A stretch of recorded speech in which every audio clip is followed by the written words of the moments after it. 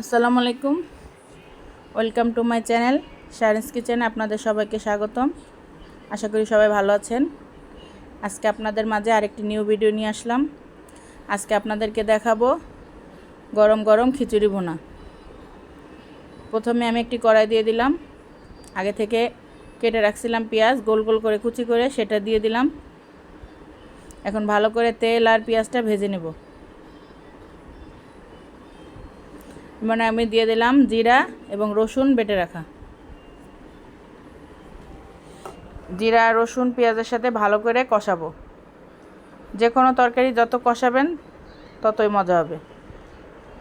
কষিয়ে রানলে খাবারের স্বাদ বাড়ে। এখন ভালো করে মশলাটা কষিয়ে নিতে হবে।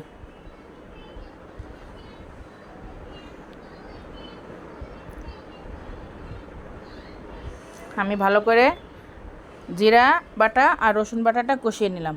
এখন আমি একটু পরিমাণ মতো লবণ দিয়ে দিলাম হলুদের গুঁড়া। এখন আবার নেড়ে দিব।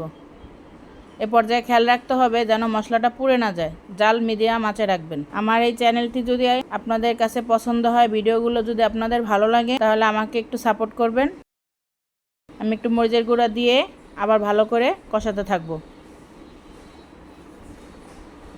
এবার পর্যায়ে যাতে লেগে না যায় একটু হালকা পরিমাণ পানি দিয়ে দিলাম। এবার আর একটু কষাবো।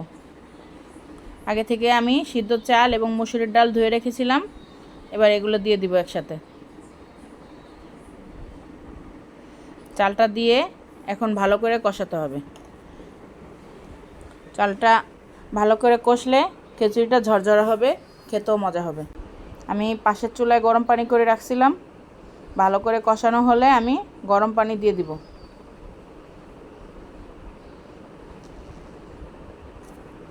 দেখুন আমার চালটা একদম ঝরঝরা হয়ে ভালো করে ভাজা হয়ে গেছে।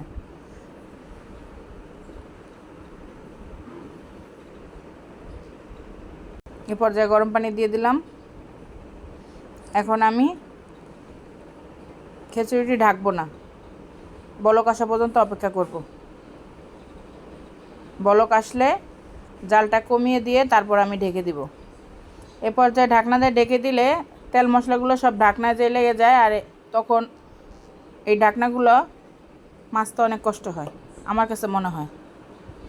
এখন জাল কমিয়ে আমি খিচুড়িটা দমে দিয়ে দিব। দেখুন আমার খিচুড়িটা রেডি হয়ে গেছে। ভিডিওটি ভালো লাগলে শেয়ার করে দিবেন।